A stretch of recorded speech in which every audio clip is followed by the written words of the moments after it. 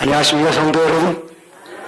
오늘 저녁에 정말 잘 오셨습니다. 오늘 저녁 몇 번째 시간이죠? 6번째요. 한 번도 결석하지 않으신 분 누구십니까? 손 들어보시기 바랍니다. 대단히 감사합니다. 집사님 결석하셨어요 이제? 아, 저런 세상에 2번씩이나 온 세상에. 5번 오신 분 계십니다. 5번 오신 분. 네, 좋습니다. 이제 집사님 차례예요. 4번 오신 분. 4번. 4번. 대단히 감사합니다. 3번 오신 분도 계세요?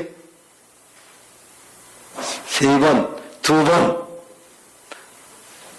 2번 오신 분 뒤에 계십니다. 감사합니다. 오늘 처음 오신 분도 계십니까?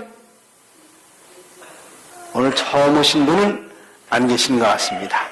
대단히 감사합니다. 가만히 있자. 제가 누구를 찾는데요. 아하하하.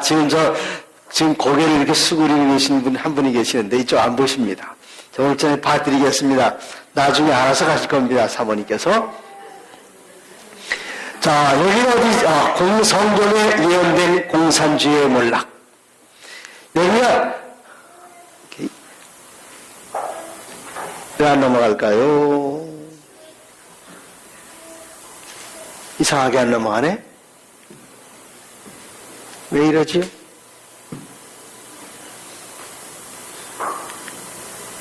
이렇게 넘어가나?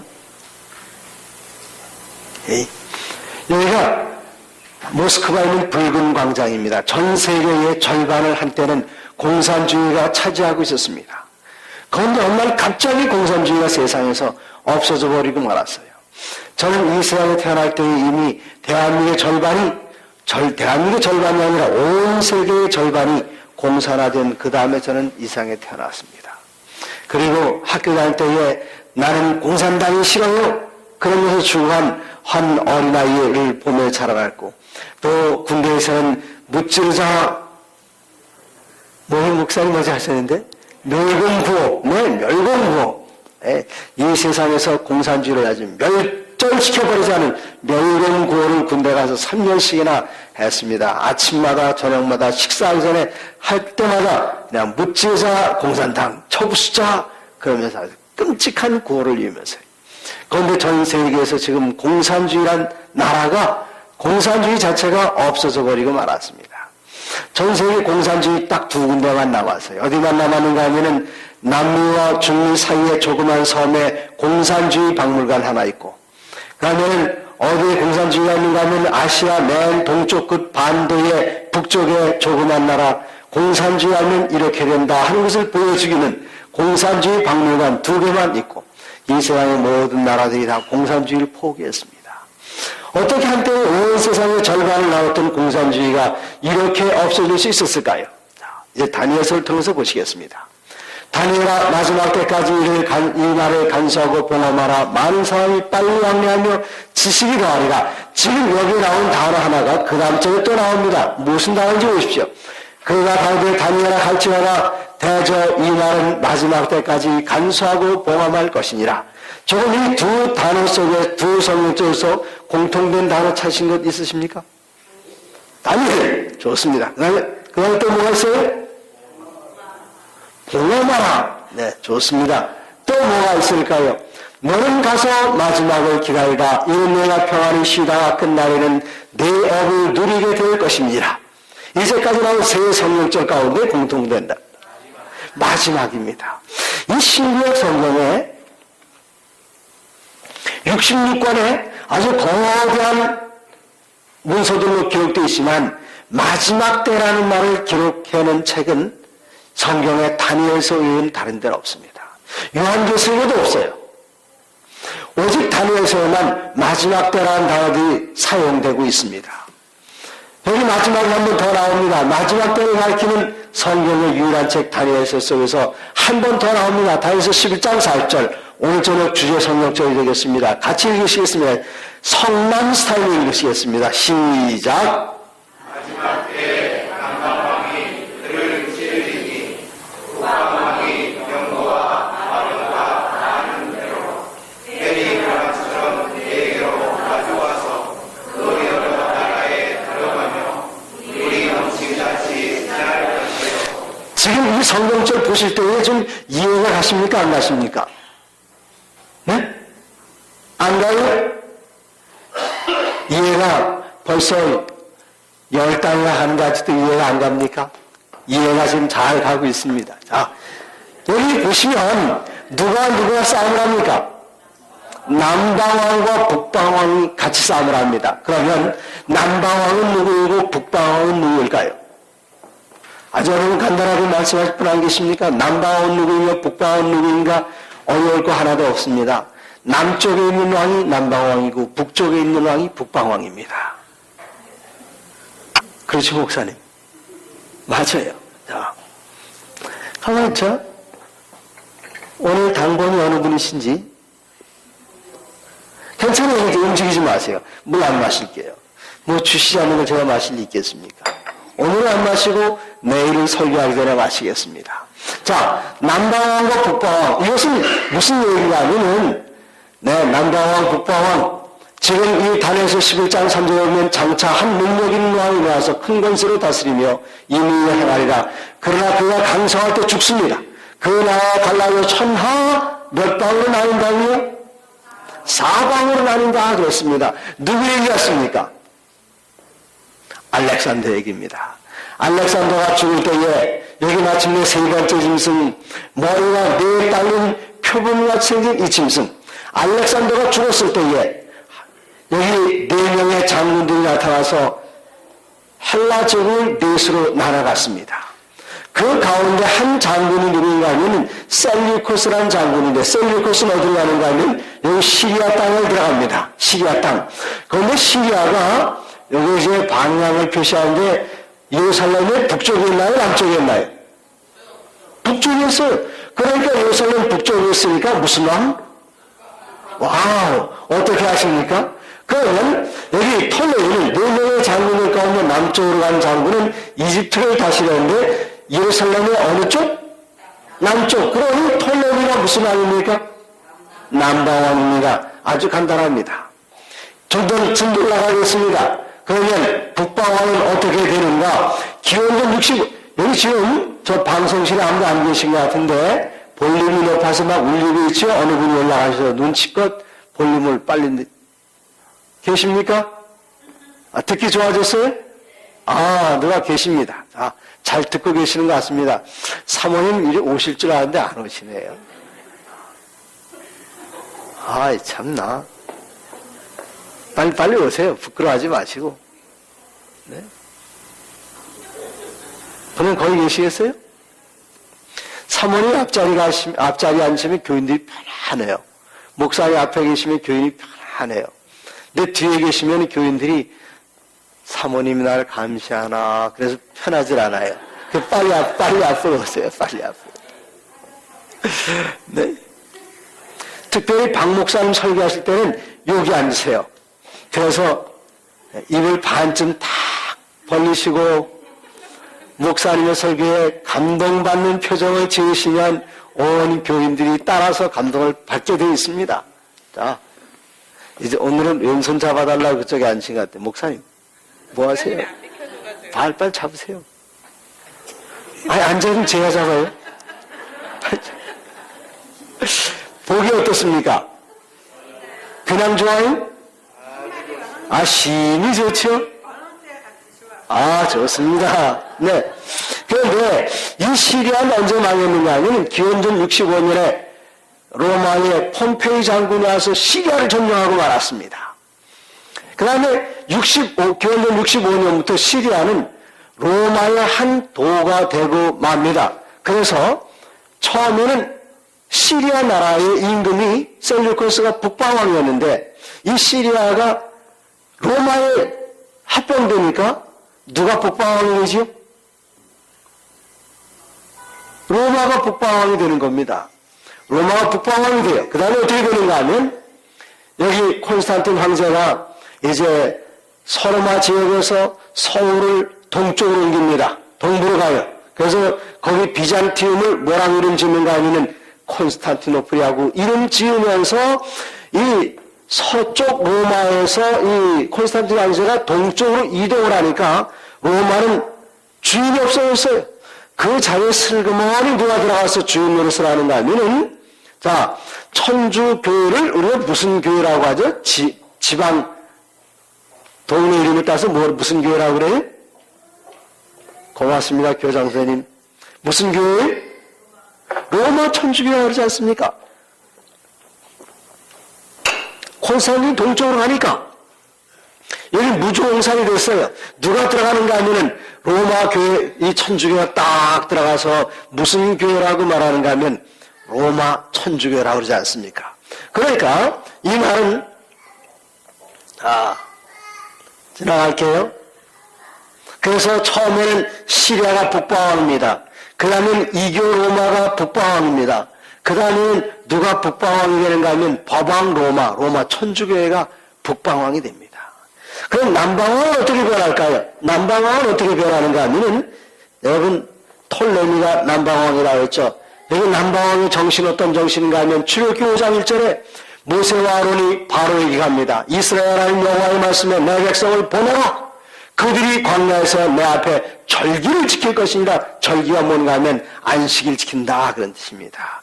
내 백성을 보내라. 여기서 좋은 노릇 할 사람들이 아니다. 나와서 안식할 백성들이다. 내 보내라. 그런데 5장 2절에 바로가 보내느냐 안 보냅니다. 바로가 뭐라고 말하는가 하면 여호와가 누구한테 내가 그 말을 듣고 이스라엘을 보내겠느냐. 나는 여호와를 알지 못하니 이스라엘도 보내지 아니하리라. 여호와를 나는 알지 못한다. 하나님을 알지 못한다. 가만있자. 하나님을 알지 못한다는 이론을 뭐라 그러죠? 하나님이 없다. 그런 이론을 뭐라 그래요? 여긴 다 겸손한 분들이 하세요. 조용히 계신데 그걸 무신론이라고 그래요. 그렇죠? 무신론.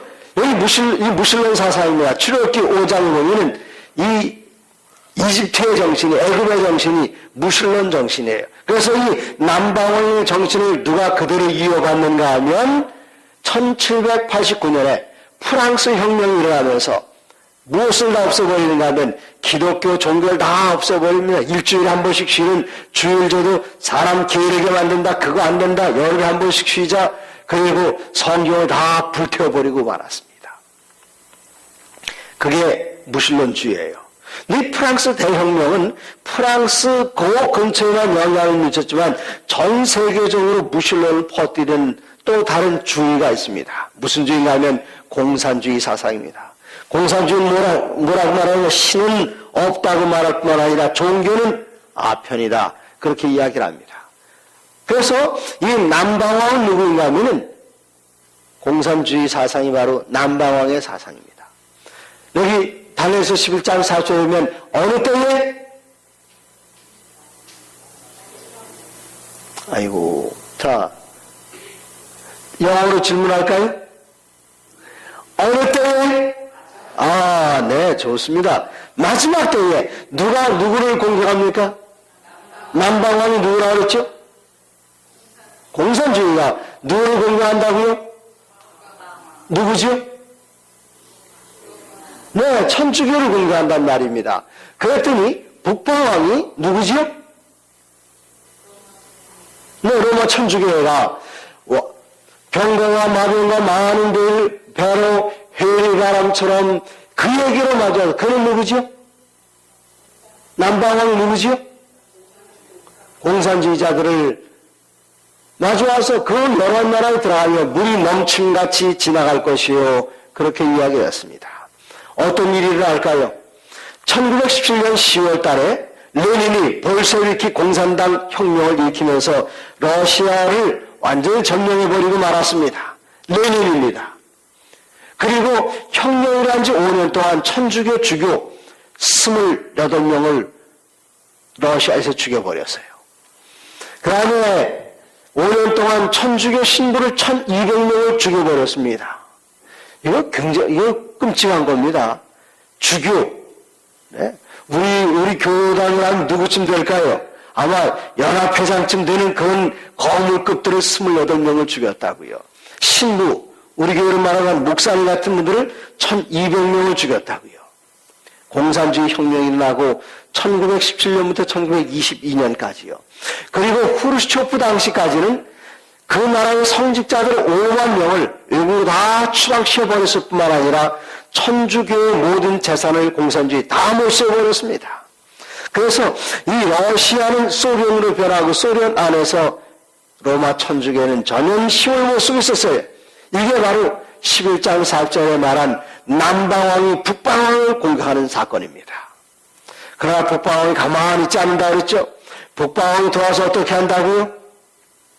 회리바람처럼 지나간다 그랬습니다. 남방왕을 공격하는 모습입니다. 어떻게 남방왕을 공격하는가? 북방왕이 반격을 하는데 1917년에 포르투갈의 파티마라는 한 자그마한 마을에 루시아라는 한 여자아이가 있었습니다. 우물가에 갔어요. 여기 상수리 나무가 있었습니다. 그 우물가에 갔을 때에 갑자기 환해서 이를 딱 쳐다보면 놀랐습니다. 그 상수리 나무에 누가 나타났는가 하면은 성모 마리아가 나타났어요. 그리고 매달 13일마다 성모 마리아가 여기 파티마에 나타나는 겁니다.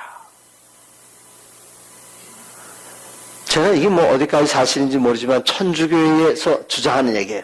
그것을 누구라고 말하는가 하면 파티마의 성모라 그렇게 이야기합니다. 그리고는 계속 매달 13일마다 나타나니까 전 세계 13일마다 참배객들이 포르투갈 파티마로 몰려들었어요. 그래서 10월 13일이었습니다. 이때 거기 성모가 나타나는 것을 기다리기 위해서 전 세계 수많은 천주교인들이 그곳에 갔습니다. 성모 마리아를 만나니까 그들이 옷도 깔끔하게 입고 바지도 잘 되어 있고요. 그렇게 하고 나타났을 때에 갑자기 하늘에서 비가 쏟아졌어요. 쫙 쏟아졌습니다.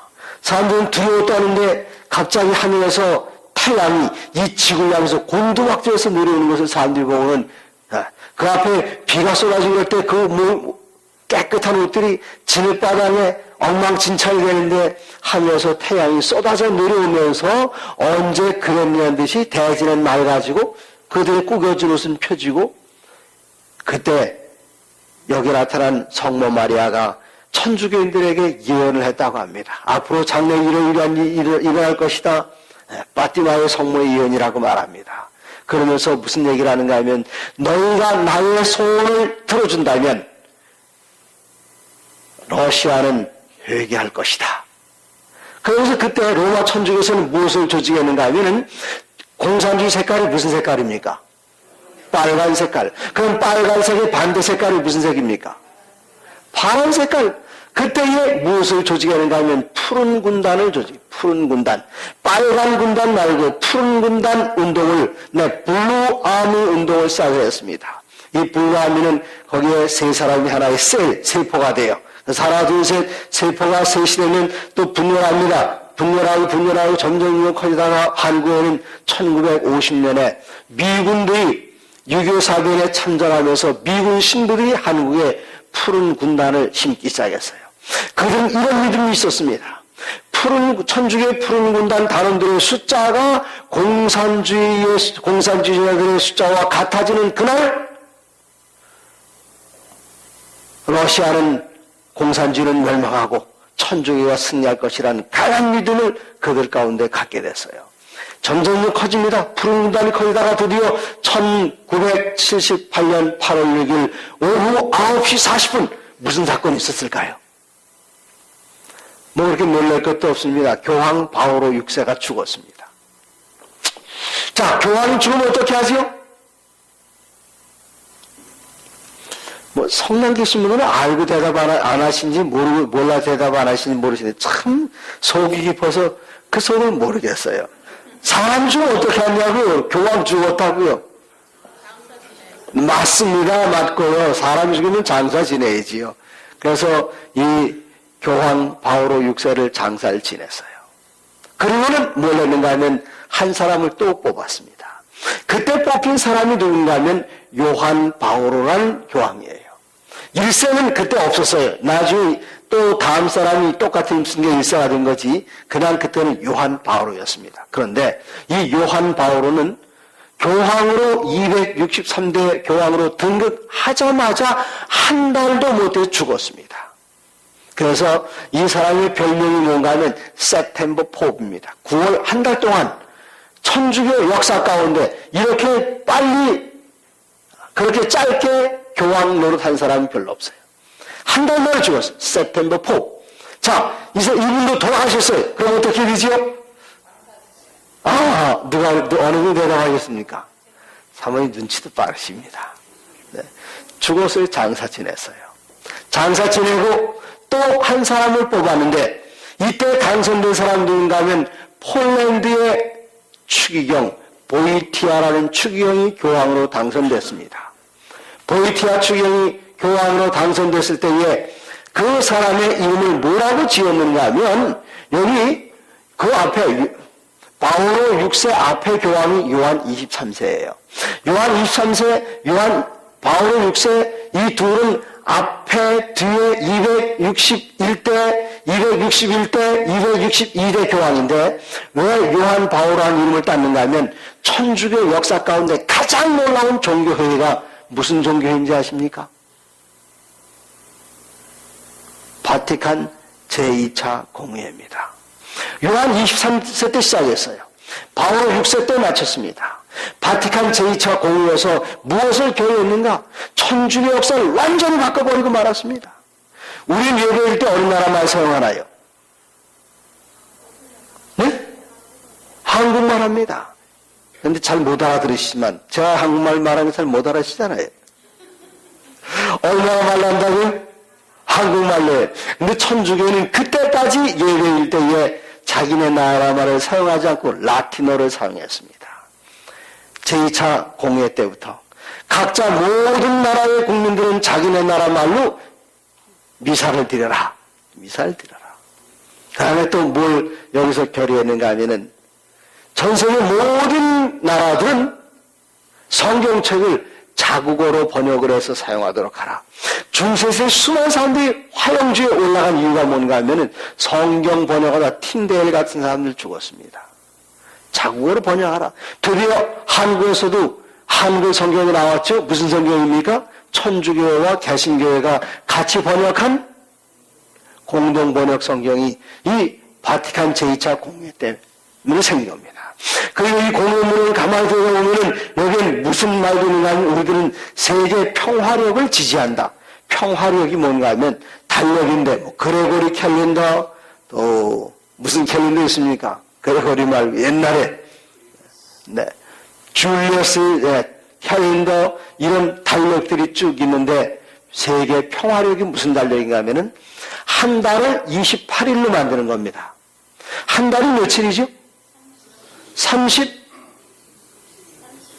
31일 또 28일 또 있고 29일도 있습니까?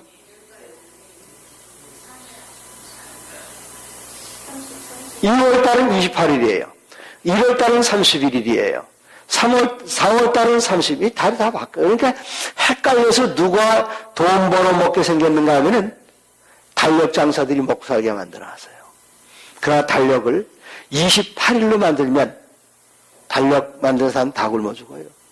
28일로 만들면 어떻게 28일이 됩니까? 자, 28 곱하기 13 하면 며칠 되는지 한번 빨리 계산해 보세요. 28 곱하기 13. 계산이 잘 안 돼요? 네?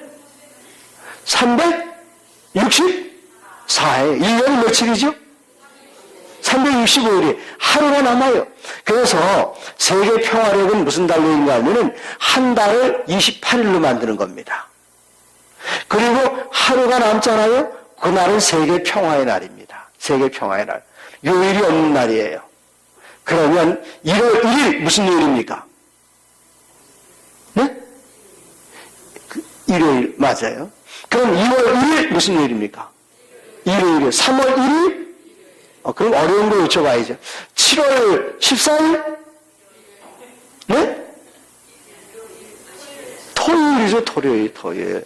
그럼 9월 21일? 토요일입니까? 더 어려운 거 여쭤봐야죠. 10월 28일? 네. 달력 아주 간단하잖아요. 로마 천주교가 지지하는 달력이 그 달력이었습니다. 세계 평화력. 그리고는 이제 1년 다 지나서 364일 지나서 12월 28일, 13월 28일 무슨 요일이죠? 토요일이에요. 그 다음날은 무슨 요일입니까? 요일이 없어요. 요일이 없어요. 그날은 세계 평화의 날입니다. 그런데 미군 부대에서는 월급을 며칠마다 주는가 하면은 28일마다 줍니다. 그래서 1년에 13번을 받아요. 28일마다. 28일마다. 일단, 목사님, 우리도 좋아요. 우리 보너스 받으니까. 자, 그러면 무슨 문제가 생깁니까? 무슨 문제 생기죠? 안식일 지킨 사람들은 첫 해에는 1월 7일이 안식일이에요. 그 다음에는 무슨 요일이 1월 며칠이 안식일 되지요? 1월 6일이 안식일이 돼요. 1월 6일이면은 무슨 요일이죠? 금요일이에요, 금요일. 그 다음에는 1월 5일이 안식일, 목요일이 안식일이 되는 겁니다. 그런데 일요일 지키는 사람들은 그냥 1월 8일, 1월 15일, 1월 22일, 2월 1일 그렇게 예배를 드리면 되는데 우리 안식일교들은 어떤 애는 화요일날이 안식이라고 그랬다. 어떤 날은 목요일이 안식이라고 그랬다. 이걸 사람 헷갈리게 만드는 겁니다. 여기에서 그런 달력을 지지한다 하는 게 그 문서 가운데 하나 나타나 있습니다. 가만 지금 어디 갔어 이거? 참나 이게 제가 어디 간 겁니까? 나왔습니까 이제? 저분들이 돌아가셨다가 금방 부활하셨습니다. 그래서 이 다음에 등장하는 그 교황의 이름이 뭔가 하면은 카롤 보이티아, 네? 캐롤 보이티아, 요한 바오로 2세라는 이름으로 1978년 몇월 며칠이요? 그 날짜도 참 신기하죠? 10월 28일날, 22일날 264대 교황으로 즉위하는데 이분이 교황으로 즉위하자마자 아주 엄청난 일들이 벌어집니다. 이분이 어느 나라 출신입니까? 폴란드 출신이에요. 외국인들은 교황 된 적이 없습니다. 항상 이 교황은 누가 당선되는가 하면 이태리 출신의 추기경들만 교황으로 당선되는데 몇백 년 만에 처음으로 네덜란드 하드리아노라는 교황이 당선된 이후로 몇백 년이 지나서 이분이 처음 교황으로 당선되는데 폴란드는 어떤 나라인가 하면 공산주의 국가였어요. 이분이 공산주의 국가에서 딱 교황으로 나오니까 이 폴란드의 분위기가 하루아침에 바뀌었습니다. 근데 이 폴란드 출신 교황이 암살당할 뻔했어요. 누가 저격을 했습니다. 그런데 그 후에 또 누가 총에 맞았는가 하면은 그 당시에 미국의 대통령 로널드 레이건이 누가 또 암살 기도에 총에 맞았어요. 둘 다 살아났습니다. 그러면서 똑같은 경험을 한 그것 때문에 둘 아주 상당히 정서적으로 가까워지다가 지금 총에 맞는 암살당하는 그런 장면이에요. 그런데 죽진 않았어요, 둘 다. 똑같은 경험을, 죽은 것 같더니 그 상처가 다 나와가지고 이 둘이 같이 만납니다. 1982년 6월 7일 날 바티칸 도서관에서 아주 사이좋게 둘이 만나요. 사이좋게 둘이 만났는데 만나서 뭐라고 말하는가 하면 전 세계가 우리가 중동 평화 문제를 위해서 의논하러 만났다 했지만 이 둘이 만난 다음에 아주 놀라운 일이 벌어집니다. 지금 둘이 이렇게 사이좋게 걸어가지요. 폴란드의 그란스크라는 곳에 가면은 요 장면과 요 장면 한번 보십시오. 모양이 어때요? 똑같아요. 저걸 가지고 동상을 만들어 놨습니다. 이 두 사람을 만나가지고 놀라운 의논을 하는데 그 의논을 가리켜서 훗날 뭐라고 말하는가 하면 신성동맹, Holy Alliance라고 그렇게 표현합니다. 신성동맹, 천주교회와 미국이 하나로 손잡는다. 이건 상상도 못하던 일인데 누가 기록해놨는가 하면 100여 년 전에 대쟁투란 책에 기록이 되어 있는데 이 순간을 딱 보면서 제가 어려서 대쟁투를 읽을 때 설마 미국하고 천주교의 손 잡으려 하는데 이 순간 손을 딱 잡고 그래서 이 타임 잡지 기사인데 Holy Alliance, 신성동맹 여기 뭐라고 했습니까? 뭐 영어 제가 잘 못합니다만은 여기 레이건 대통령 그리고 여기 팝 교황이 폴란드에 뭘 돕는가 하면은 자유노조 운동을 돕는 것 돕기를 약속을 합니다. 네, 이분이 폴란드 출신이니까요. 그러면서 서로 모든 정보를 공유하고, 그리고 미국에서는 달러를 폴란드에 밀수출하고, 그리고는 폴란드에 있는 자유노조 운동을 돕기 시작했어요. 이때 폴란드에 아주 유명한 배 만드는 조선공업소의 한 젊은이, 코스염역에 기른 사람이 자유노조 지도자입니다. 누굽니까? 영어로 표현해 드릴까요? 레흐 밸리샤. 우리말로는 뭐라고 있죠? 네? 바렌사. 안 들어보셨어요? 들어보셨어요? 들어보셨어요? 네. 레흐 바렌사가 네. 이 나라의 노조 운동을 지도합니다. 여기 성경에 보면은 저가 먼저 나온 짐승, 저는 누구지요? 둘째 짐승, 땅 짐승, 새끼 양처럼 두 뿔 가진 그 짐승, 미국이 누굴 돕는다고요? 먼저 나온 짐승, 로마 천주교를 돕는다고 그랬죠? 저가 먼저 나온 짐승의 모든 권세를 그 앞에 행하고, 땅과 땅에 가는 자들로 처음 짐승이 경배하게 하니 곧 죽게 되었던 상처가 나은 자니라 그랬습니다. 마침내 미국과 바티칸이 함께 만났을 때 어떤 일이 일어나는지 보십시오. 1989년 타임 잡지에 나온 내용입니다. An extraordinary year. 아주 독특한 한 해였다. 어떻게 독특한 한 해인가? 1월 1일 헝가리 의회가 정당 설립법을 통과시킵니다. 정당? 공산주의과는 정당 하나면 되는데 다른 정당 만들어 좋다. 2월 1일 날 폴란드의 공산당 자유노조 천주교 대표 원탁회의. 원탁회의는 뭡니까? 상석이 없는 게 원탁입니다. 그 다음에 4월 5일 폴란드 정부가 자유노조원들로 국회의원 선거에 출마하는 것을 허락을 해줬습니다. 5월 5일 헝가리와 오스트리아 국경선은 철조망을, 헝가리는 공산국가입니다. 오스트리아는 자유주의 국가입니다. 철조망을 끊어버렸습니다. 계속 여러 개가 나옵니다만 5월 17일 폴란드 정부가 천주교를 공식적으로 인정을 합니다. 그 다음에 6월 4일 폴란드에서 국민 총선거가 있었는데 국회의원 선거 때 뚜껑을 열어보니까 폴란드의 공산당이 졌어요. 누가 이겼는가 하면은 자유노조가 다수당으로 등장을 합니다. 7월 25일 폴란드의 야르제스키 대통령이 자유노조와 연립 내각을 제의합니다. 공산주의 내각이 아니에요. 이제는 자유노조와 같이 내각을. 8월 19일 2차 대전 후 처음으로 공산당원이 아닌 사람이 총리가 됐습니다. 다음에 10월 7일 헝가리 정부가 공산주의를 공식적으로 포기합니다. 10월 18일 동독의 호네카 공산당 제1사부장이 축출됐습니다. 10월 23일 헝가리가 독립공화국, 이제는 더 이상 소련하고 빌붙어 있지 않게 해서 독립공화국을 선포합니다. 마침내 프라하에 봄이 왔어요. 프라하에. 89년 10월 9일 무슨 장면이죠? 서독과 동독을 가로막고 있던 무슨 장막이 베를린에 있는 무슨 장막? 철의 장막. 윈스턴 처칠이 이걸 철의 장막이라고 하지 않습니까? 철의 장막을 사람들이 걷어냈습니다. 몇 년 만에요? 1961년에 베를린 장벽이 세워졌는데 89년 11월 달에 철의 장막이 갖추면서 이 여자는 거기서 나온 그 벽돌을 기념품으로 가져가고 있어요. 동독과 서독이 이젠 통독이 되었습니다. 그리고 레닌의 동상이 철거되고요. 그리고 누구의 동상인가 하면 펠릭스 제르진스키, 파운더 오브 꺼거베. 꺼거베가 뭡니까? KGB, 꺼거베. 비밀경찰입니다. 비밀경찰이. 제가 이 사진을 옛날 공산주의가였던 러시아하고 그리고 그 중앙아시아 몇 나라에 가서 전도람식을 딱 보여줬더니 그 사람들이 이 제르진스키를 알아요.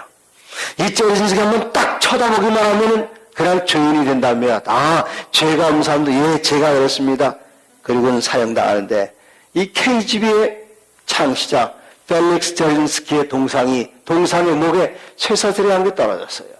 이제 마침내 공산주의가들이 어디에서부터 없어지기 시작하는가 하면은 헝가리, 폴란드, 체코슬로바키아 그리고 동구 앞에 모든 공산주의 국가들이 1989년 한 해 동안 공산주의를 완전히 다 포기해버리고 말았습니다. 여기 1989년에 안 계시는 분 아무도 안 계시죠? 1989년. 아마 여기 오늘 1989년 이후에 태어나신 분만 입장하신 것 같아요. 선민이 여기 보이질 않습니다. 어디 갔어요, 선민이?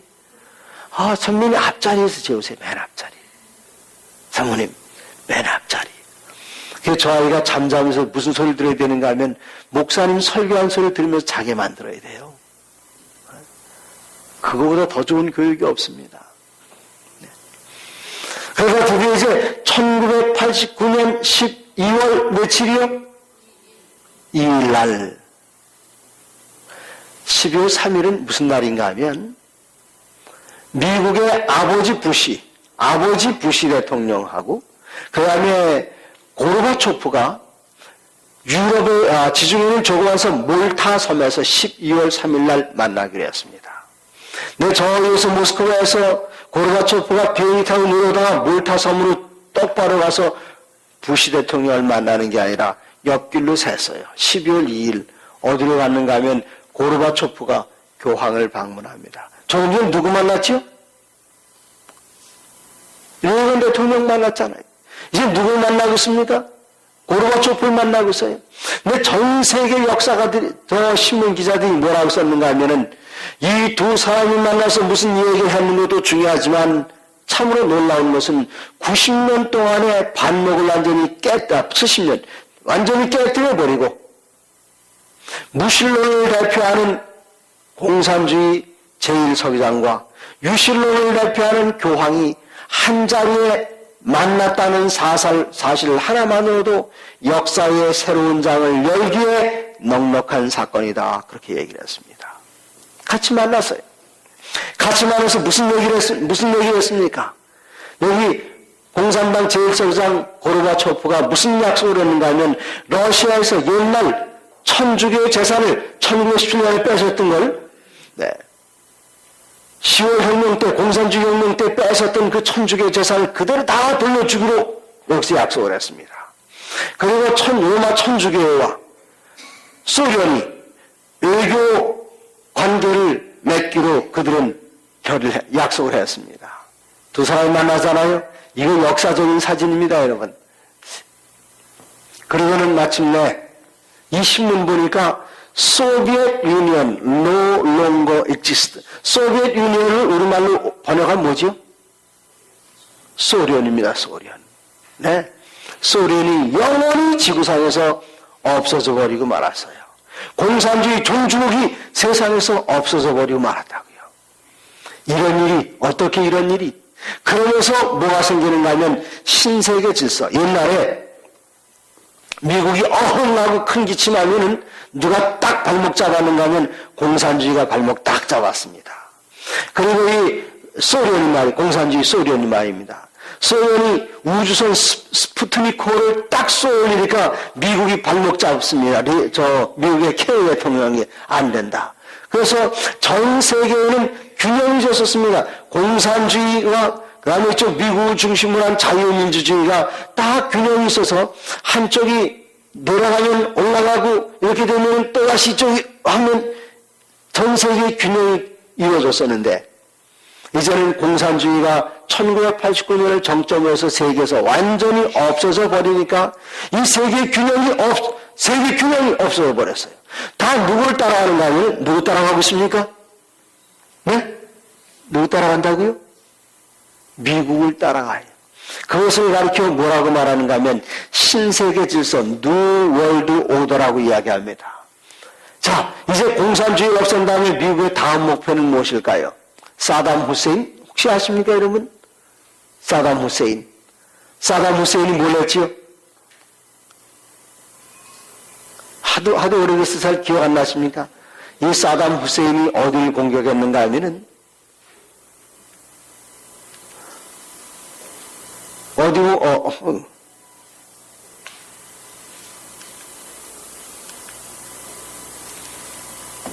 쿠웨이트를 침공했습니다. 쿠웨이트를 왜 침공했는가 하면은 7년 동안 이란과 다른 산유국들이 회교국가들이 이란의 대장은 누굽니까? 호메이니를 하면서 공격을 했어요. 계속 공격을 하다가 전쟁이 딱 끝나는데 이란이 큰 나라니까 다른 회교도들을 대표해 누가 대신 싸웠는가 하면 사담 후세인이 하신 이라크가 전쟁을 계속했었습니다.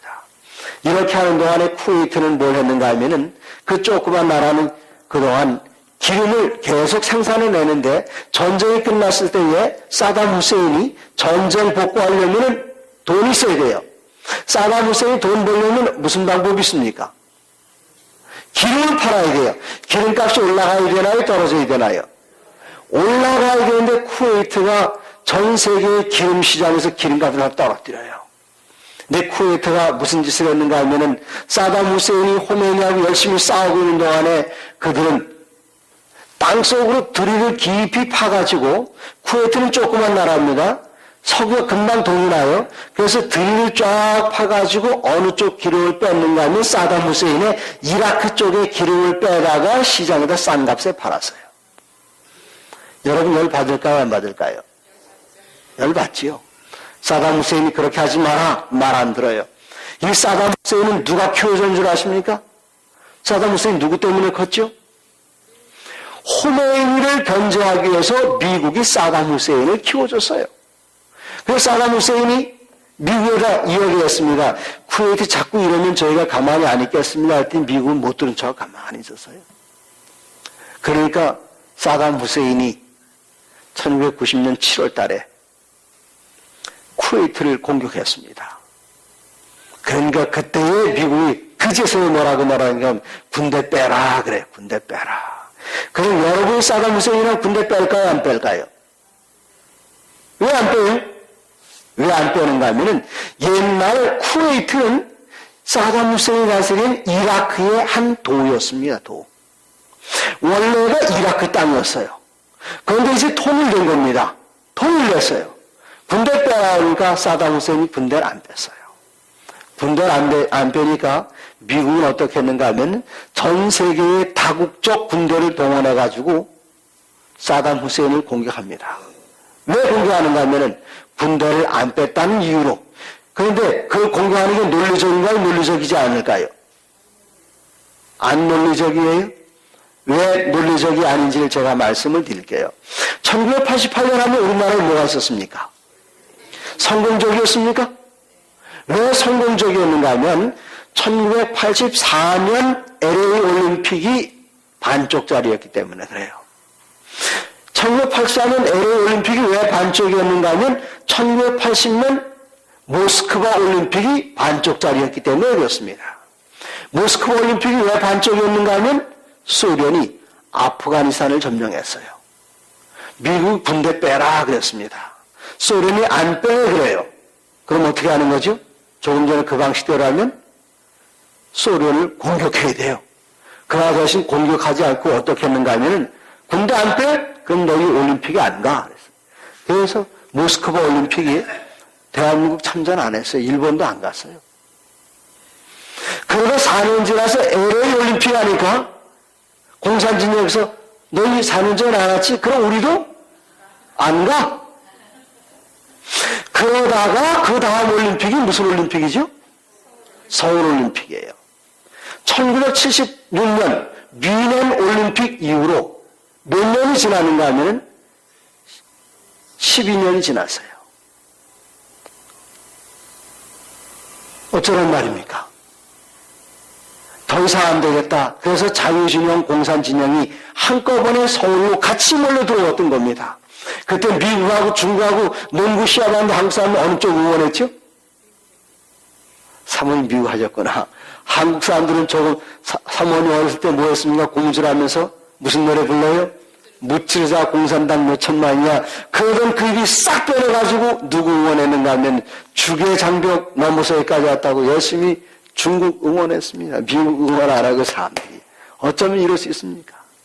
그래서 1988년에 이 모든 것들이 다 무너져가면서 한꺼번에 무슨 일이 생기는가 하면 지식과 왕래가 증가하는 일이 생겼습니다.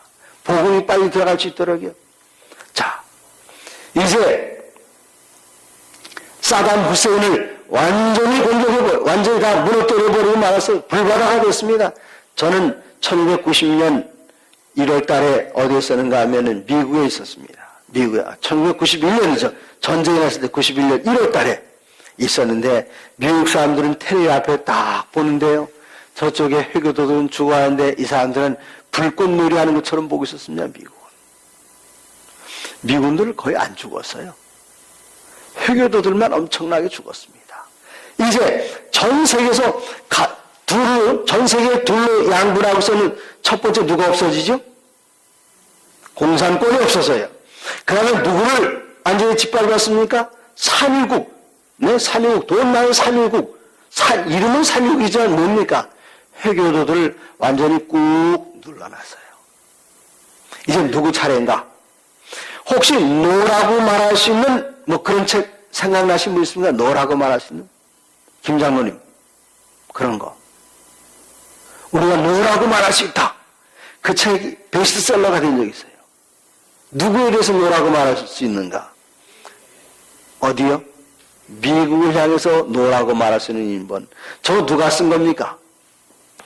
저거 쓴 사람은 진짜 한국 사람이 싫어하는 사람이 있었어요. 도쿄 도지사. 생각 안 나십니까? 동경도지사. 그 사람들은 뭐라 그래요? 그 사람은 항상 일본에 살고 있는 한국인은 잠재적인 범죄다. 뭐 그런 사람. 그 다음에 생략구 열도를 국유한 우리가 사겠다. 그런 사람. 누구예요? 이시하라. 여러분 대답하니까 이제 저도 잊어버리고 있습니다. 에이. 네. 아주 기분 나쁜 사람이에요. 그래서 제가 1990년대 초에 미국에 살 때에 일본이 미국의 모든 것들을 다 집어먹어요. 네. 영화사들도 집어먹고 또 증권회사를 다 집어먹고 록펠러 센터도 집어먹고 다 집어먹어요.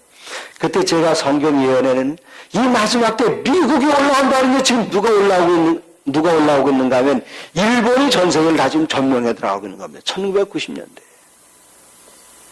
자, 이제는 누구 없애버리고 공산권 없애버리고 그 다음에 누구 없애고 회교권 없애고 이제 누구 차례인가 하면 경제대국 일본 차례입니다. 일본 어떻게 없어지는가? 신세계 질서에 의해서. 그 신세계 질서는 뭔가 하면은 경쟁을 자유스럽게 하자 이거예요.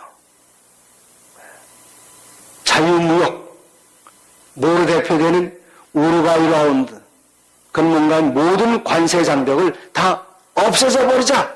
그게 뭔가 하면 글로벌 스탠다드라고 해요. 글로벌 스탠다드. 모든 관세 장벽을 다 없애버리자. 그러면 좋아요, 나빠요? 네? 우리나라는 관세 장벽 없애버리면 그 당시 큰일입니다. 네? 미국의 자동차들이 들어오기 시작하면 현대는 하루아침에 문 닫아야 돼요. 농산물이 그대로 들어오면은요, 여러분, 세계 제일 좋은 쌀이 무슨 쌀이죠? 여러분, 뭐 여주 이천 쌀이라고 그러죠? 솔직히 캘리포니아 쌀이 굉장히 맛있어요. 그래서 옛날에는 미국 용산의 PX에서 시중에 하는 밀수품들 가운데는 공산품 같은 거였지만 요즘은 서울 시내 사람들이 PX 제일 많이 밀수하는 밀수품 1호가 뭔지 아십니까? 캘리포니아 쌀이에요. 굉장히 맛있습니다. 굉장히 맛있는데 값도 싸요. 어떻게 농사 짓는가 하면은 그 사람들이 비행기를 쭉 뿌리잖아요. 네? 그리고 그냥 기계를 쫙 거두기 때문에 농산물 가격이 엄청나게 싼데 관세 장벽 철폐하자고 미국 농산물이 한국에 그대로 들어오면은 한국 누가 다 죽는가 하면은 쌀 농사 짓는 농부들 다 죽어요. 여기 쌀 농사 짓는 농부들 계신지 안 계신지 모르겠습니다만은 쌀값이 비싸서 뭐 그 사람들 그냥 미국 쌀 사 먹자. 그러면 어떻게 되는 줄 아십니까? 우리나라는 70% 이상이 산악지대입니다. 1년에 적절한 강수량이 내리지만 70%이 산악지대이기 때문에 한번 비가 오면 쫙 빠져내려가서 이 물을 가둬두지 않으면 금방 사막이 되어버리고 말아요. 그런데 사막이 되는 걸 뭐가 방지하고 있는가 하면은 우리나라는 논농사를 짓는 나라이기 때문에 논의 물 때문에 사막화가 방지되는 겁니다. 근데 미국이 한꺼번에 그냥 미국 농산물을 한 거 딱 퍼다 놔두면 한국 농부들 다 죽어요. 그래서 여의도 앞에서 농부들이 그때 뭐 했습니까? 죽창 들고 시위에 죽창 들고. 네? 죽창 들고. 이거 저지하느라고요. 그런데 저지하지 못하고 통과된 게 뭔가 하면 우루과이 라운드입니다. 우루과이 라운드가 통과된 그 다음에부터 일본 경제는 완전히 곤두박질해서 해마다 마이너스 성장입니다. 해마다 마이너스. 해마다 마이너스. 제가 지혜 들은 지 10년 됐어요. 그런데 10년 전 일본 목사님들의 월급이 지금하고 똑같습니다. 10년 전 월급하고. 목사님 10년 전보다 지금 더 받으십니까? 이만큼 더 받아요. 훨씬 많이 받습니다. 10년 전보다. 네, 많이 올라왔어요. 왜 그런가? 우리나라 경제도 좋아지고. 그런데 일본 목사님들은 10년 전 월급을 그대로 받고 있어요. 이거 오르질 않아요. 11조 안 들어오지요? 그 다음에 경제는 더 좋아지지 않지요? 그러니까 일본 교회들은 어떻게 살아가고 있는가 하면 교회 부동산을 처분하면서 살아가고 있어요.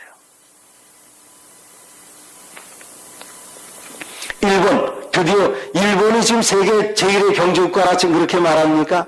이젠 그렇게 못합니다. GDP도 어느 나라에 밀렸는가 하면 중국에 밀렸어요. 그래서 미국이 점점 강성해져 가고 있는 그 모습을 여기 보고 있습니다. 드디어 미국 사람들이 뭐라고 말하는가 하면 팍스 아메리카나.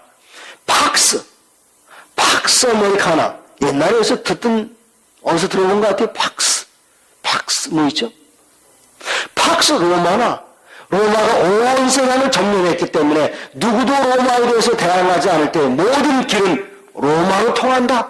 그때에 누가 태어났는가 하면은 예수님께서 세상에 태어나셨어요. 팍스 로마 시대에 예수님께서 태어나셨어요. 전 세계 군대를 하나로 통일했으며 로마 군대 문화를 하나로 통했습니다. 네? 무슨 문화지요? 로마 군대가 가는 곳마다 펼쳐놨던 헬레니즘 문화로다 온 세상 하나로 통일해 있어요. 지금이 바로 그때예요. 지금이. 그 당시에 언어가 하나였습니다. 뭐였습니까? 전 세계가 다 헬라어를 사용했어요. 팍스 로마나 시대에. 지금 팍스 아메리카나 시대에. 지금 여기가 어느 나라죠? 전 가까다 찾아깨면 헷갈려요. 자꾸 이 나라 저 나라. 여기 어느 나라입니까? 네? 대한민국이에요? 그 대한민국인데 한복 입으신 분 한 분도 안 계십니다. 네? 다 무슨 복만 입고 있어요? 양복. 여자분들은 무슨 점? 양점. 여기가 미국입니까? 전 세계 어디든지 미국 유니폼을 입고 다닙니다. 청년들 바지 무슨 바지 입고 다녀요? 청바지 입고 다녀요. 그 다음에 젊을 때는 뭐 먹어요? 맥도날드, 켄터키 프라이드 치킨, 또 뭐요? 피자. 다 뭡니까? 미국 패스트푸드입니다. 음료수는 뭘 마십니까? 코카콜라 마셔요. 노래는 뭐 부릅니까? 미국 팝송 불러요. 그 다음에 죽자사자 무슨 말 배우려고 노력합니까? 미국 말 배우려고 노력해요. 미국은 마침내 정치, 외교, 문화, 교육, 사상 모든 것을 한 손에 딱 쥐고 있어요. 그렇게 해가지고 그 다음 단계가 뭔가 하면은 아까 계시록 13장에서 보였지 않습니까? 미국이란 나라, 땅에서 일어나는 그 나라는 무엇을 하는가 하면은 죽었다가 살아난 짐승을 향하여 무엇을 만들라 하더라? 우상을 만들라 하더라. 그리고 누구를 경배하라?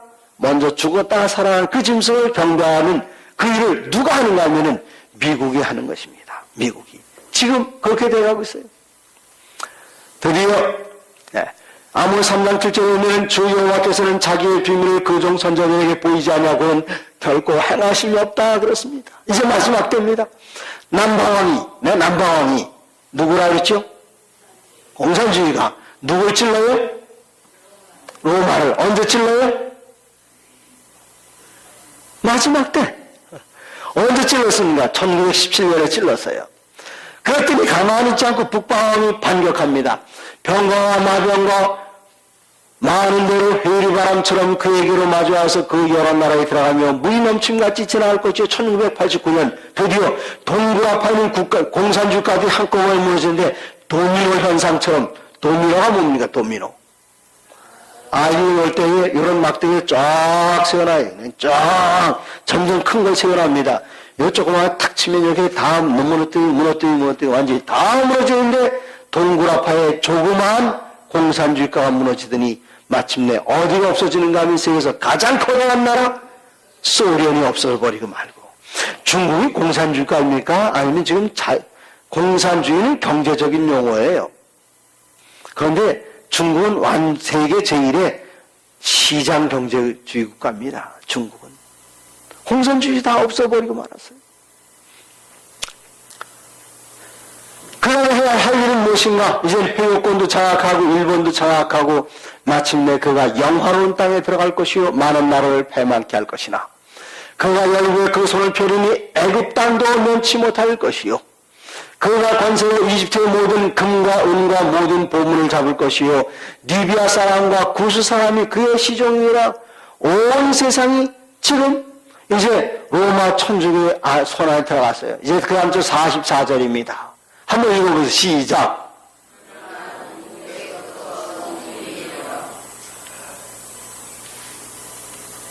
왜 또 안 넘어가지요? 계속이요.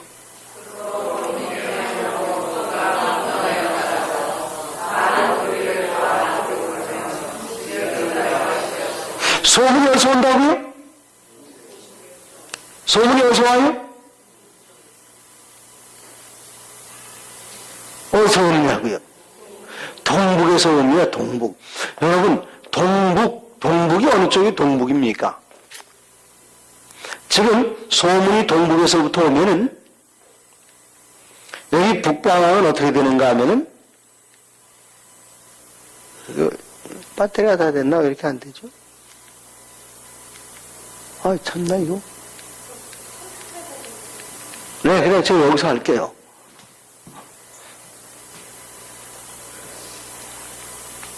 네. 소문이 동북에서부터 오면은 북방왕 천주교는 번민케림으로 군마에 나가서 만물 다 죽여라! 그렇게 명령을 내립니다. 그런데 동북에서부터 오는 소문이 무엇일까요? 동쪽은 어느 쪽인가 하면은, 동쪽이 어느 쪽이죠? 동쪽이 어느 쪽이에요? 동쪽이 어느 쪽인가 하면은, 하나님께서 오시는 방향이 동쪽입니다. 이스라엘 땅을 보면 남쪽은 이집트가 있어요. 서쪽은 뭐가 있는가 하면 바다가 있어요. 북쪽은 그래서 적군들이 오면 남쪽이나 북쪽에 성화옵니다. 서쪽으로는 바다가 있어 못 와요. 그러면 이스라엘 백성들은 저기 침략을 받게 되면은 하나님 잘못했습니다 하고는 광야로 들어갑니다. 광야는 동쪽에 있어요. 동쪽에 하나님 용서해 주시옵소서 살려주십시오 그러면 그때마다 특별한 이적과 기사를 통해서 이스라엘 백성을 건져주셨기 때문에 이스라엘 백성들 머릿속엔 동쪽은 어느 쪽인가 하면 하나님께서 오시는 방향이 동쪽입니다. 그러면 북쪽은 어딘가? 북쪽은 뭔가 하면은 밤에 별들이 돌아요. 별들이 다 도는데 돌지 않은 별이 하나 있습니다. 무슨 별입니까? 이쪽에도 여쭤봐야 되겠네. 이쪽. 밤에 별들이 다 도는데 돌지 않는 별. 네? 북극성. 물리치료사 뭐예요? 네? 북극성. 북극성은 안 돌아요. 네. 강원도 관찰사로 간 송강 정철 선생이 선조 임금을 향해 절하면 강원도에서 선조를 향해 절하면 어느 쪽을 향해 절하는 거죠? 강릉 출신 대답해 보세요 빨리. 강릉에서 한양을 향해 절한다 어느 쪽이? 그러면 죽는 겁니다. 그러면 죽는다고요. 박 목사는 죽은 목숨입니다. 이 세상의 모든 자리는 임금님께서 세종 임금이 김종서 장군에게 육진사군 개척하기 위해서 북쪽으로 가요. 그런데 거기 오래 있지 않습니다. 네? 지방관리들 1년 이상 있질 않아요. 왜 그런가 하면 뭐합니까 거기서? 반역을 일으키잖아요. 그래서 1년 이내에 다 불러들여요. 어디 가도 관찰사로 가도 절도사로 가도 1년 이내에 다 불러드립니다. 그래서 임금이 가라 그러면 가고 오라 하면 오고, 그래서 자리가 항상 이렇게 바꿔요. 제가 족보를 보면은요, 저희 할아버지 벼슬 받는 거 몇 달마다 계속 계속 다른 걸 받아요. 한 자리 오래 있으면은 반역을 일으킬 수 있는 세력 형성해서 그게 계속 바꿔요. 그런데 모든 신하들은 다 왔다 갔다 하는데 왔다 갔다 하지 않고 죽을 때까지 한 자리 지키는 자리가 있어요. 무슨 자리입니까? 이쪽 무슨 자리요? 물리치료사 무슨 자리요? 내시요. 네, 내시들이 옹립하고 있는 누구? 임금의 자리는 절대로 바뀌지 않기 때문에 마치 무엇이 안 바뀌듯 북극성이 자리를 움직이게 하는 것처럼 그 자리에 딱 붙어 있기 때문에 안 바뀌어요. 그래서 임금의 자리는 항상 뭐라고 말하는가 하면 북쪽이라고 말합니다. 그래서 저 강릉에 있는 박 목사님이 함양을 향해 절할 때 어느 쪽을 향해 절했다고요? 네, 어느 쪽? 네? 그러니까 어느 쪽을 향해 절한다고요? 그럼 죽는 거라니까요. 그럼 죽는 거라니까요. 어느 쪽을 향해 절한다고 그래요? 북쪽을 향해 절한다 그랬어요. 그래서 저 북쪽으로 한 김종서 장군이 세종 임금을 향해 절할 때는 어느 쪽을 향해 절하는 겁니까?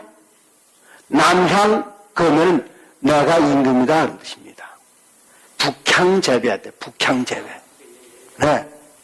이제 아시겠습니까? 자, 강릉에서 한양에 사람들 어느 쪽? 서쪽으로 하면서 북향 재배한다. 아, 북향 재배. 이제 살았어요. 동무생님 살았습니다. 막 손에 땀이 나네. 저분 돌아갈까봐. 야.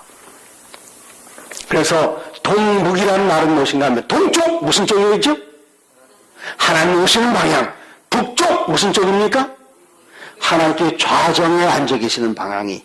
그래서 이 동북쪽은 같은 방향입니다. 하나님 오시는 방향, 하나님께서 앉아 계시는 방향, 거기서 뭐가 오는가 하면 뭐가 온다 그랬습니까? 뭐가 온다 그랬어요? 아, 금방 안 읽었어요? 동북에서 뭐가 와요? 아, 소문이 온다고, 소문. 이 소문을 영어 성경에 보니까 뭐라고 나오는가 하면 glad tiding이라 해서 glad tiding. glad tiding이라는 말은 뭔가 하면 소문이 무슨 소문인가 하면은 복된 소문이에요. 복된 소문. 복된 소문이 오니까 이 북방은 그것 때문에 기분이 좋아요, 나빠요? 지금 읽었잖아요. 좋아요? 네, 북방이 기분이 어땠는지 다시 보여드릴게요. 아이, 참나. 그가 풍랑에 나가서 많은 무리를 다 도륙하며 진멸코자라 그랬어요. 네? 그 소문이 오기 때문에 그 소문이 뭐냐면 글래드 타이딩인데 그 글래드 타이딩이 뭔가 하면 영원한 복음입니다. 영원한 복음이 하나님께로부터 나오는데 영원한 복음 무슨 영원한 복음 뭐라고 했습니까? 세천세 기별의 첫 번째 뭐라고 말합니까? 하나님을 두려워하라, 영광 돌려라. 왜요? 지금 심판 소식이 이르렀다 이겁니다. 심판 소식. 그 다음 14장 8절 보면은 둘째 천사가 뭐라고 말합니까? 무너졌다 큰 성 바벨론. 누가 무너진 겁니까? 북방왕이 무너졌단 말입니다. 그 얘기를 들으니까 로마 천주교회가 갑자기 분노해서 뭐 하라고요? 다 죽여라! 어제 저녁에 그랬잖아요. 어제 저녁에 누가? 바다에서 난 짐승이 로마 천주교회가 이마이나 오른손에 표를 받지 않냐면 며칠 장사도 못하게 다 어떻게 하라? 다 죽여라 그러잖아요. 똑같은 상황입니다. 이런 상황 속에서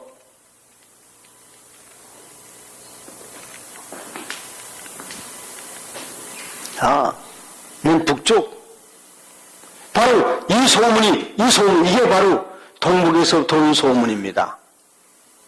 땅에 가는 자들 곧 여러 나라와 족속과 방언과 백성의 전할 무엇을?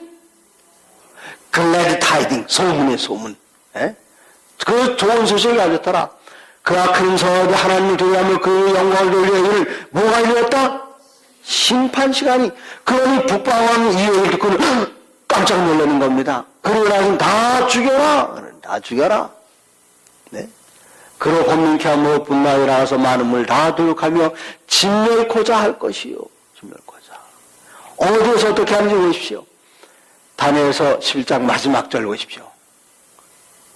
그가 장막궁전을 베풀고 영화로 바다와 영화롭고 거룩한 사이에 베풀 것이나. 장막궁전 어디다 베푼다고요? 땅과 바다 사이에다가 장막궁전을 베풀어놓고 하나님의 백성을 공격하고 다 죽이려고 한다고요. 다시요. 어디에다 베풀었다고요? 궁전을? 바다와 산 사이에 뭐가 있습니까? 바다와 산 사이에 뭐가 있어요?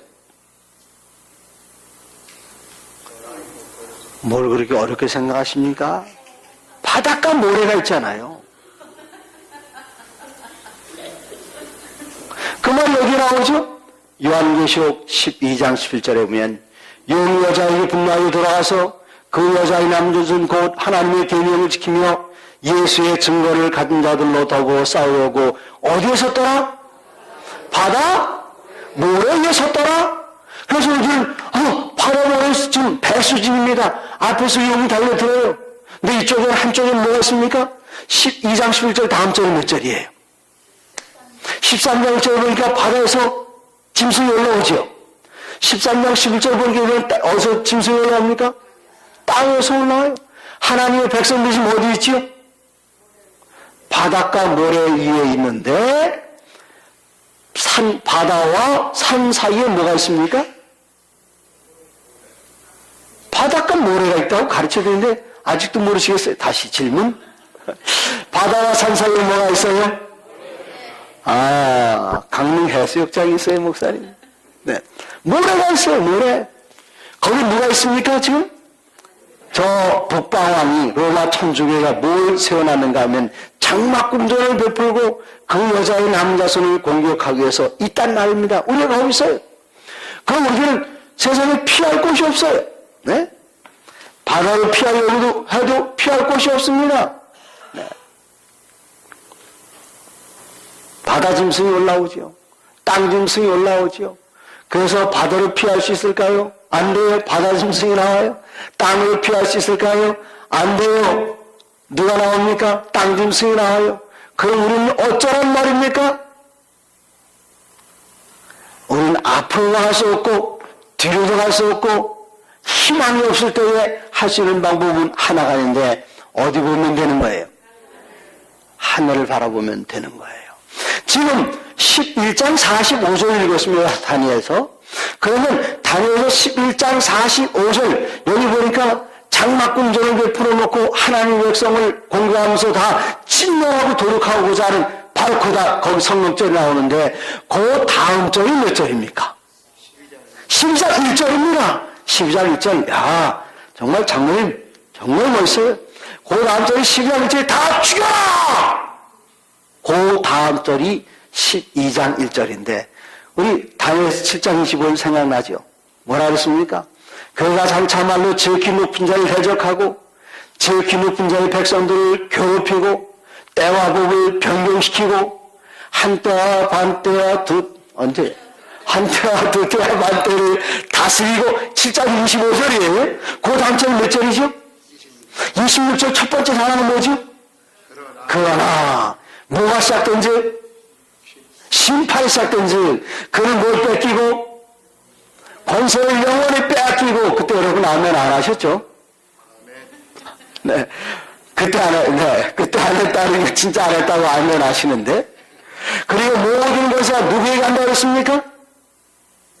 지극히 높으신 자에 선민에게 붙임받으리니 그랬습니다. 근데 여기 11장 45절 북방 로마 천주교가 장막궁전을 베풀어 놓고 하나님의 백성을 죽이려고 할 그때에 그 다음 절 그 다음 절 기다리십니까? 네? 아니에요? 살고 싶지 않으세요? 그 다음 절이 우리 살려집니다. 그 다음 절 읽으시겠습니다. 시작! 그때 내 민족을 보호하는 대군 미가엘이 일어날 것이요 또 환란이 있으리니 이는 개국 이래로 그때까지 어떤 환란일 것이며 그때 내 백성 중 문책에 기록된 모든 자가 구원을 얻을 것이라. 아멘. 아멘? 네, 아멘입니다. 바로 그때에, 네? 바로 그때에, 다 죽여라 하는 바로 그때에, 누가 일어나시는가 하면은, 지성소에서 우리를 위해서 중보하시던 대제사장 예수님께서, 모든 중보사를 다 마치면서 하실 말씀이, 의로운 자는 그대로 의를 행하고, 불의한 자는 그대로 불의하고, 그리고는 대제사장의 제복을 갈아입으시고 벗으시고 그 다음에는 전투복으로 갈아입으세요. 그때 예수님의 발에는 뭐가 쓰여졌는가 하면 만의 왕의 왕, 주의 주. 그 이 땅을 향해서 나오시는데 그때 일이 뭐라 그러는가 하면 미가엘이라 그랬어요. 성경을 읽을 때 미가엘이라는 이름이 나오면 그분이 누구신 줄 아십니까? 예수님이신데 어떤 예수님? 싸우시는 예수님. 하나님의 백성 다 죽여라! 장막궁전 베풀어 놓고 그러고 있을 때에 예수님께서는 어떻게 하시는가 하면은 그때에 내 민족을 호위하는 대군 미가엘이 일어날 것이요. 네? 그 다음에 끝부분에 그때에 내 백성 중 무릇 책에 기록된 생명책에 기록된 모든 자가 구원을 얻을 것이라. 아멘입니까? 네? 여러분, 이제까지 우리는 2300조에 관한 예언을 공부하고 한때, 두때, 반때에 관한 예언을 연구했는데 그거 다 옛날에 몇백 년 전에 다 성취된 예언이지만 공산권이 멸망하면서 이렇게 성취되어가고 있는 예언은 우리가 살고 있을 때 다 일어난 것들입니까 지금? 이때 안 살았던 분 계십니까? 저기 선민은 대답 안 해 차르라고. 네. 우리가 살고 있는 이 시대에 이러한 모든 일들이 다 일어났습니다.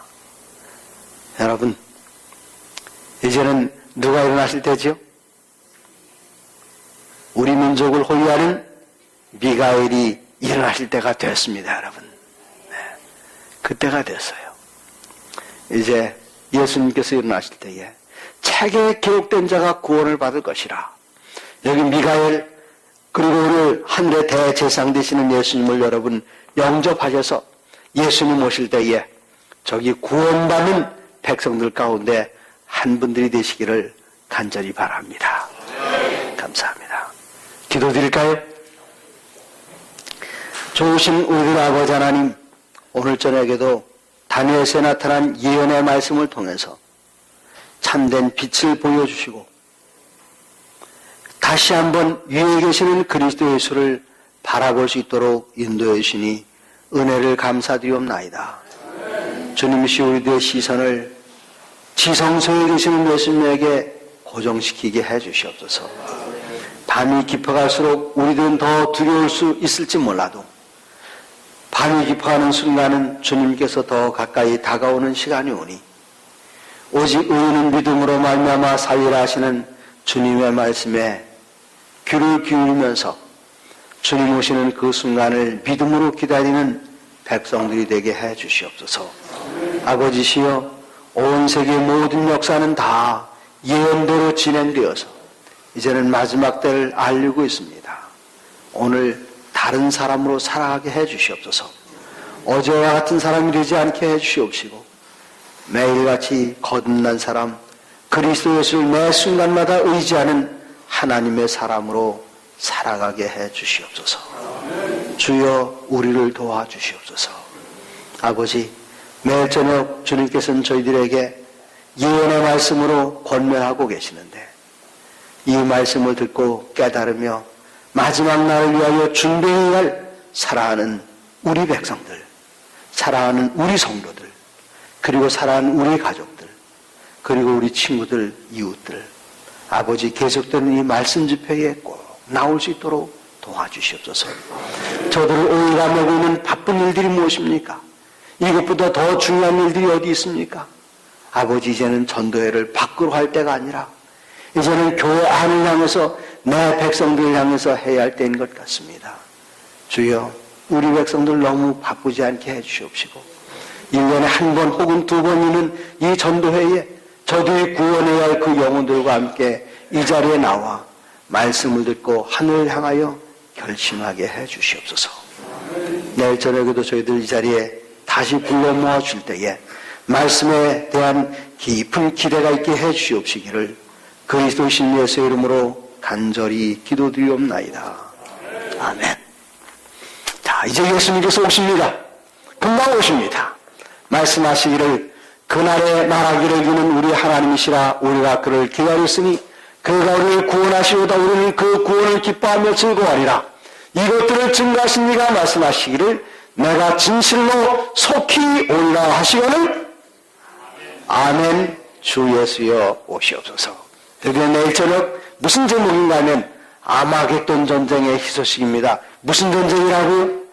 아마겟돈 전쟁. 중동에서 분쟁만 일어나면 많은 사람들이 이게 아마겟돈 전쟁이 아닌가 두려워합니다만은 아마겟돈 전쟁 안에 분명히 있습니다. 희망이 있습니다. 내일 저녁 이 흥미진진한 제목으로 여러분들을 모십니다. 대단히 감사합니다.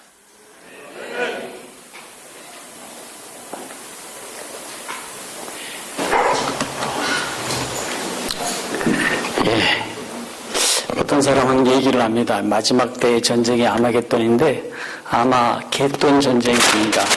그렇게 돈에